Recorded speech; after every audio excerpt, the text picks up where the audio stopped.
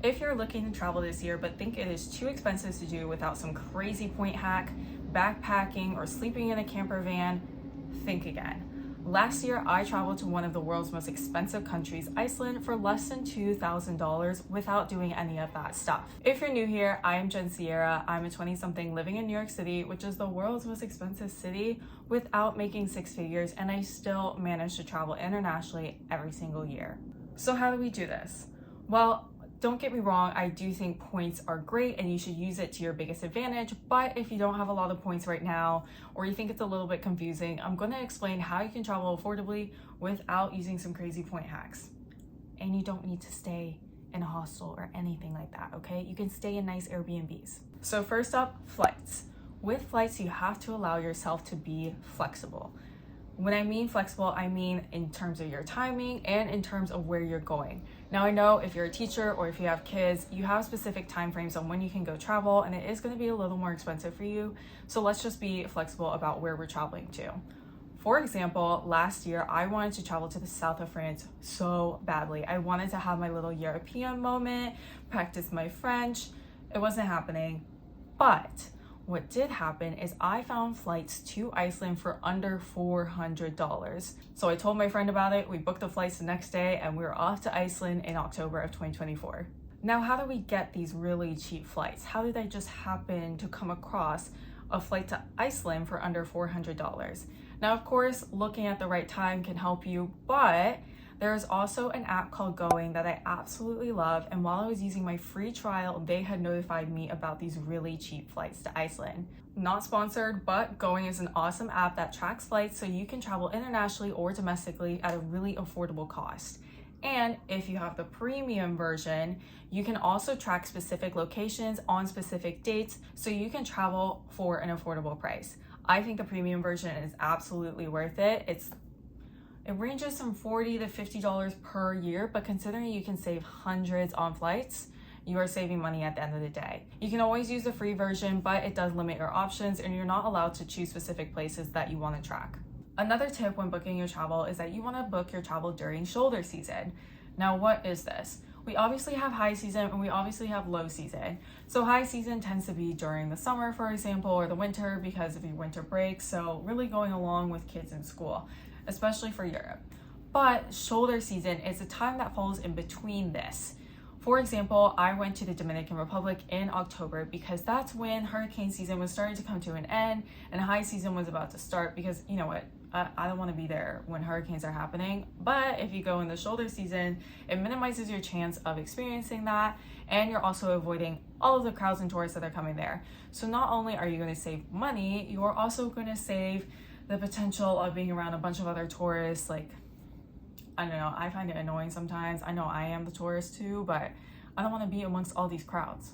So obviously booking during low season would be the cheapest time to book your flights and book your Airbnbs and whatnot. But let's be real, it's low season for a reason. So shoulder season, I believe, is the best time to give you a happy medium. Some other tips about flights. The earlier you look in the week, the cheaper flights tend to be. Also, the earlier your flight is, the cheaper the flight tends to be. Now, I know waking up at 3 a.m. absolutely sucks, but if you're going somewhere far, like a different country over to Europe, it's probably worth getting those cheaper flights because they are less likely to be delayed. Also, I know a lot of you guys probably prefer the nonstop option, and it's definitely possible to find cheap flights that are nonstop. When I went to Iceland, it was nonstop. It was gorgina, but sometimes a layover can be really great.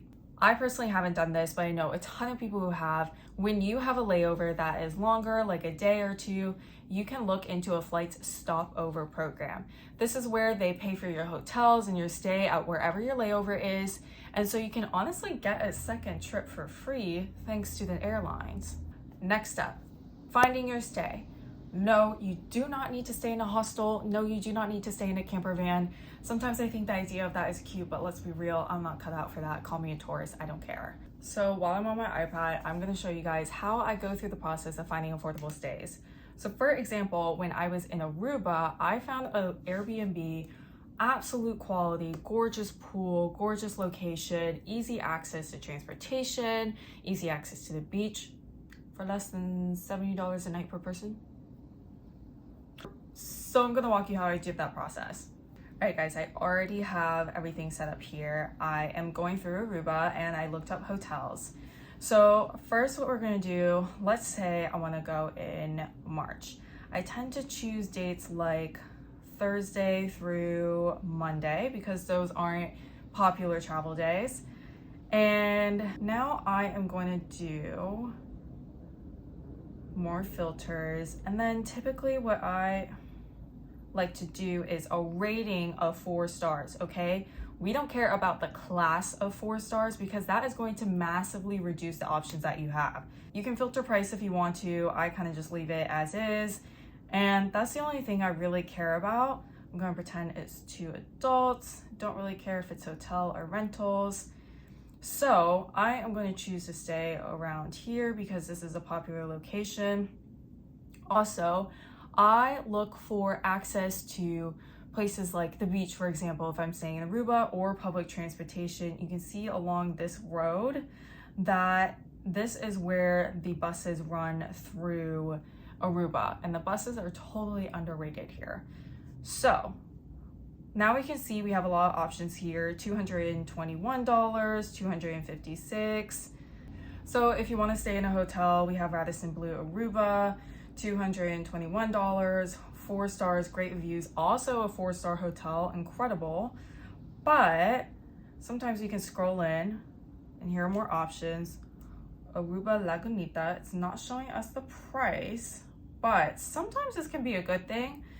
And look at this. Look at how beautiful that is. And it's almost 5 stars. So we are going to check their website.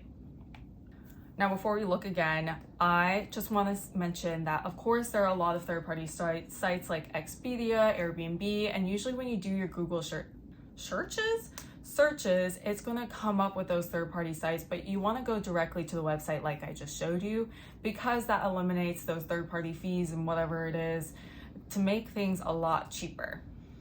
So let's get back into our research. Okay, maybe not the most gorgina website, but look at all these amenities. We love a pool, we love a garden, and free Wi-Fi. So let's book now and see what the prices look for this. So we want to go on a Thursday through Monday. Show prices. $513. $513 to stay from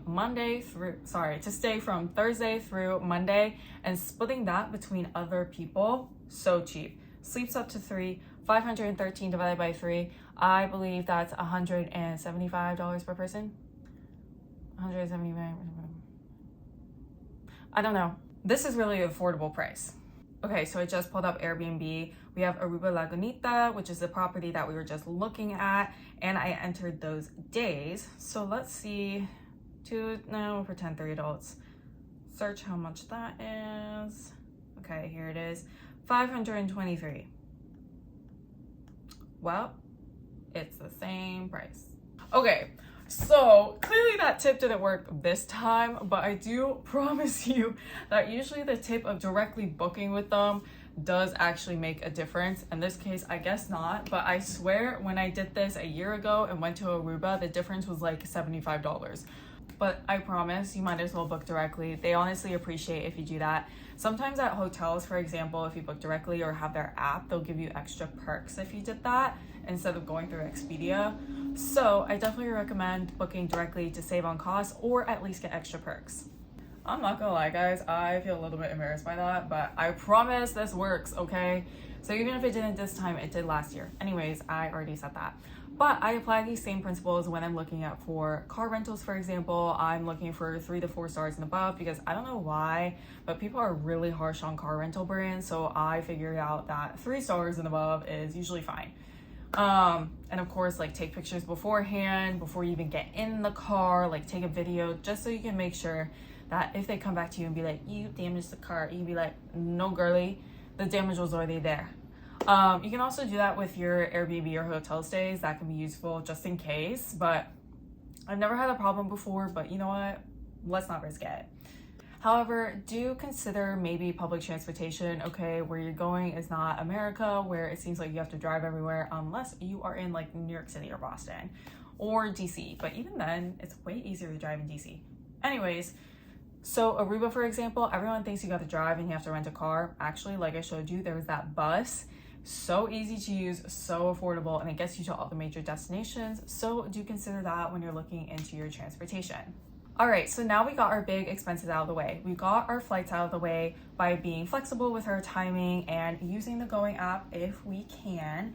And obviously finding our stays by not being picky on hotel class, but just choosing 4 stars. Because you know what?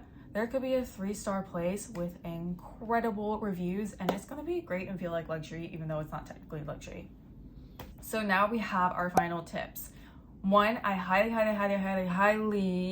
recommend getting a travel credit card.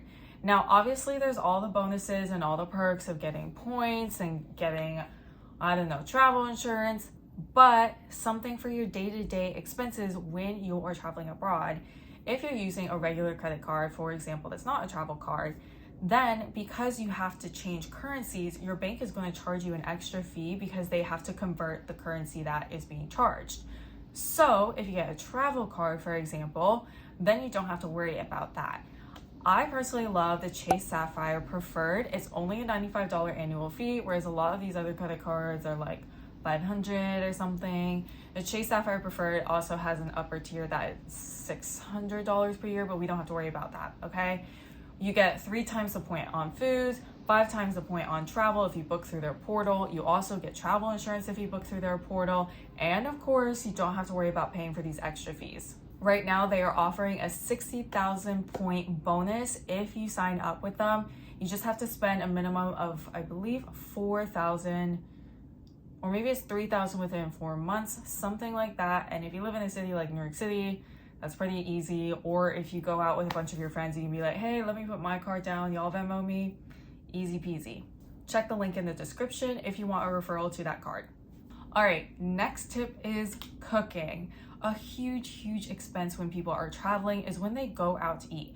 For example, if you go out to eat in Iceland, I probably would have spent an extra $1,000 just to stay near myself so I could survive. I love just getting an Airbnb or a hotel with a kitchenette, so then I can just go grocery shopping and then cook my food at the Airbnb. I will always treat myself to 1 or 2 meals so I can enjoy the food, the culture, etc. And feel like I'm on vacation, because you know what? I don't want to cook every time. Realistically, if I'm going on a long drive or I just arrived that day, I'm not cooking, okay? But I care more about the experiences themselves. And because I was cooking in Iceland, for example, I was able to go on an ice cave trip for $200 because I saved so much money on cooking and eating. Another money tip for y'all. So when you go to a store, sometimes they're gonna ask, do you wanna pay in your own currency or do you wanna pay in the local currency of the country that you are currently in? You are going to choose the latter. You are going to choose to pay in the local currency. You might think, ooh, like I can pay in my own currency, that's great, blah, blah, blah. But what happens with this is stores get to choose what the conversion rate is. So say the conversion rate was like a little bit lower the day before and it goes up the next day. That means they're gonna probably choose that rate so they can get a little bit more money out of you. If you choose a local currency, then the people who are determining what exchange rate is going to be put onto your charges, it's going to be the bank, and they're just going to do whatever is in the market at the time that you created the purchase. So you don't have to worry about stores being unfair with you. It's going to be a fair cost and a fair exchange rate. All right, guys, that is it. You don't have to do some crazy hack with your points. You don't have to rack up all these points, although you will once you get your new Chase Sapphire Preferred card. It's just some good old research. So if you enjoyed this video and want to know how much places like Iceland or Aruba is, definitely check out these videos next because it might surprise you how much I spent. I hope you enjoyed this video and I will see you in the next one. Bye guys. Beep beep. Anyways, I live in New York City.